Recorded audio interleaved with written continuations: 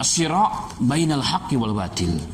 Pertempuran, perlawanan, sunnatud daf'a, saling mendorong, saling menguatkan, saling membela, merupakan sunatullah kepada hamba-hambanya.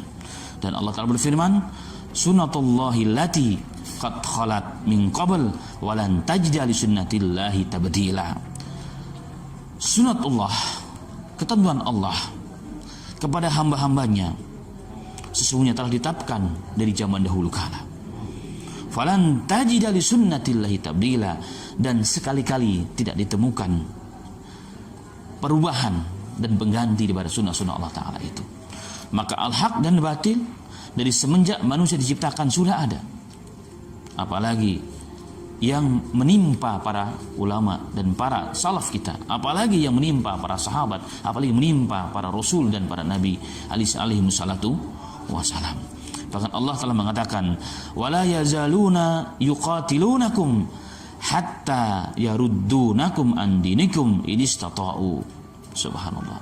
Dan mereka tetap akan berusaha memerangi kalian dengan fisik, dengan tenaga, dengan ekonomi, pemikiran, ghazwatul fikr, dengan segala hal, dengan politik. Tujuannya satu, hatta yaruddukum an dinikum, sehingga kalian dibuat murtad, meninggalkan agama kalian. Inilah isyarat daripada Allah Subhanahu wa taala. Inistata'u wa may yartadid minkum an dinihi fayamut wa huwa kafirun faulaika habitat a'maluhum fid dunya wal akhirah. Subhanallah. Mereka akan berusaha semampu mereka yang mereka bisa lakukan untuk mengembalikan atau untuk mengeluarkan orang-orang Islam yang taat kepada Allah daripada agamanya, untuk memurtadkan manusia itu. Dan Allah mengancam, wa may yartadid minkum, dan barang siapa mengikuti pengaruh mereka, mengikuti ajakan mereka, sehingga kalian meninggalkan agama kalian, menjadi murtad, fayamut wa huwa kafirun, dan dia mati dalam kondisi begitu. Orang yang menjual agama dan akidahnya dan kemudian mati, datang ajal padanya dalam kondisi seperti itu, maka dia kafir menurut Allah. Faulaika habitat a'maluhum fid dunya wal akhirah. Maka orang-orang yang seperti itu adalah orang-orang yang akan terhapus amalnya, tidak bernilai amal-amal baik yang dilakukan sebelumnya di dunia dan di akhiratnya Allah Subhanahu wa taala. Dan Allah juga mengingatkan kita, yuriduna liyutfi'u nurallahi biafwahihim. Subhanallah. Dan mereka menginginkan, berusaha sekuat tenaga untuk memadamkan cahaya Allah, cahaya iman, cahaya Islam, dakwah kebenaran, dakwah Al-Quran, dakwah sunnah, fi afwahihim, dengan mulut-mulut mereka, dengan ucapan-ucapan mereka, membuat propaganda, memutarbalikkan fakta yang ada. Subhanallah. Yang benar menjadi salah, yang salah menjadi benar. Terkait dengan ini, ma'asal muslimin rahimani wa rahimakumullah, mungkin orang jika disebut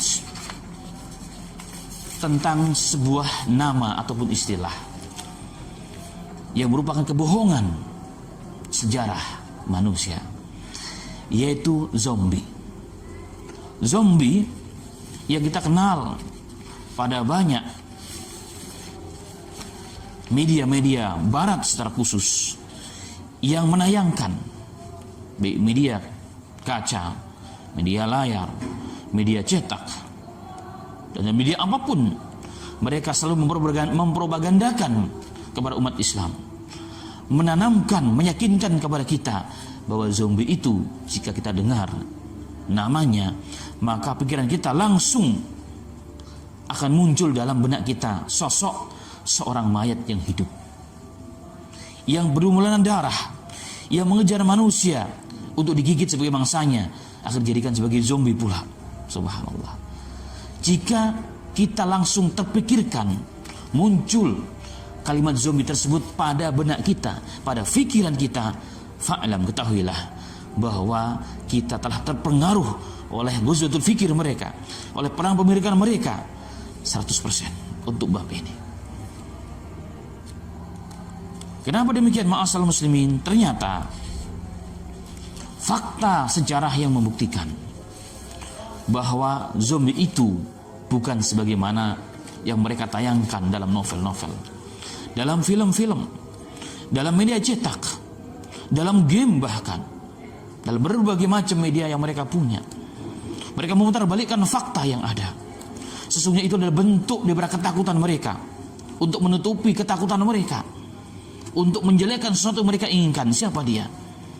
Zombie sesungguhnya ternyata ditemukan dalam sejarah Islam, khusus sejarah yang pernah tertorehkan dalam negara Amerika Selatan, khusus Brazil.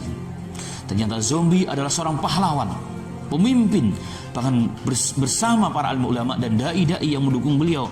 Beliau pernah memimpin, menegakkan, menancapkan Islam, menyebarkan Islam. Bahkan hal tersebut ditakuti oleh Kaisar Portugis di saat itu. Itulah zombie. Itulah zombie. Dan itu terjadi pada abad ke-16.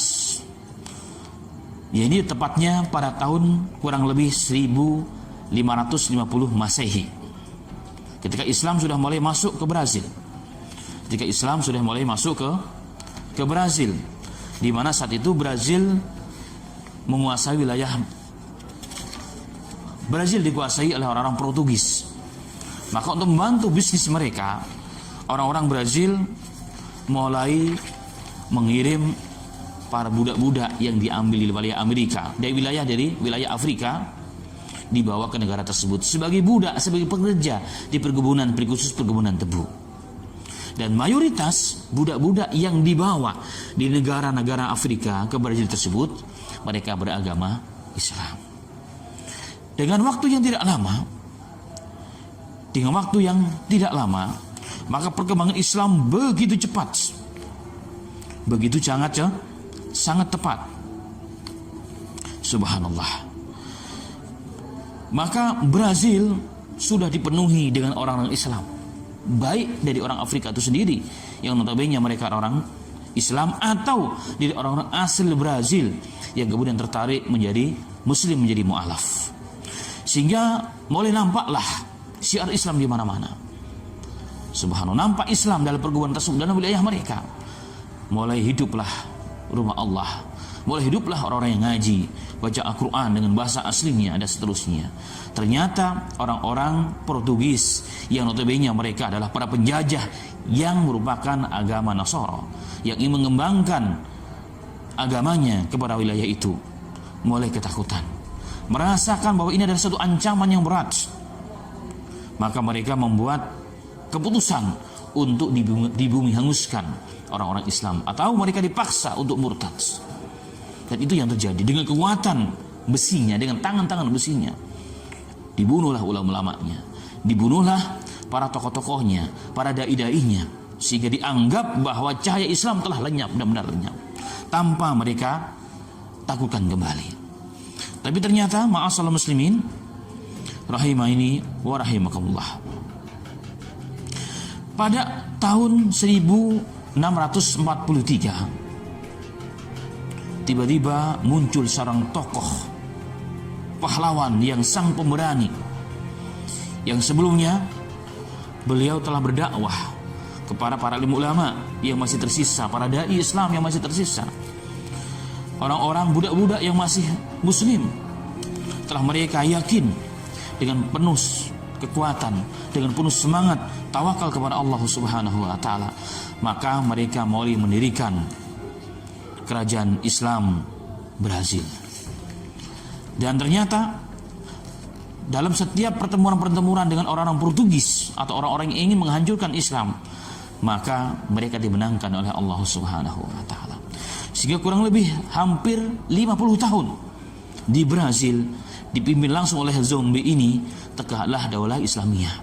Islam hidup, subhanallah, di segala bidang, di segala aspek.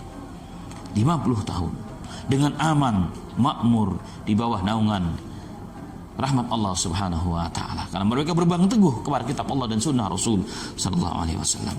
Sehingga kita tadi faham bahwa wilayah Brazil ini adalah wilayah pembagian di para penjajah barat, dan wilayah Brazil adalah bagiannya dari negara Portugis.